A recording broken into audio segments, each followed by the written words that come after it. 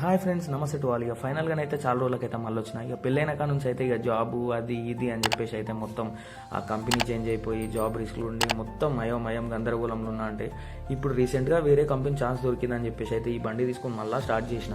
మొత్తానికైతే ఇక డ్యూటీ అయిపోయింది. ఇక మార్నింగ్ అవర్స్ ఇంటికి వెళ్దామని చెప్పేసి ఎర్లీ మార్నింగ్లో నేను మంచిగా సిఎన్జి కొట్టించుకుందామని నల్లగండ్ల ఫ్లైఓవర్ దగ్గరకు వచ్చిన. కథం ఇంతలోపే నా హార్ట్ బ్రేక్ అయ్యే పని అయిపోయింది. వెనక నుండి వచ్చిండు లైన్లో సిఎన్జి కోసం అని నేను వెళ్తుంటే వచ్చి దడేలు మనం గుద్దేసరికి మొత్తం బండి చూసిరు కదా ఎట్లా డ్యామేజ్ అయిందో. లోపల మొత్తం చాసి ఫ్రేమ్తో సహా మొత్తం లోపలికి వెళ్ళిపోయింది. అంత స్ట్రాంగ్గా గుద్దేండు. మనిషికి ఏమన్నా అయిందా అనుకుంటే మాత్రం అసలు ఒక గీత కూడా వాళ్ళలేదు. నా లక్కీగా నేను బతికిపోయినా. అదే ఆపోజిట్లో నేను గుద్దుంటే మాత్రం నన్ను అయితే ఉతికి ఆరేస్తుండే. అసలు ఇక వేరే లెవెల్ ఉంటుండే. ఆపోజిట్ వెహికల్ మనది పెద్దది కాబట్టి మనదే తప్పని అంటుండే. రోడ్ల మీద ఇట్లున్నాయి అన్నమాట సిచ్యువేషన్స్.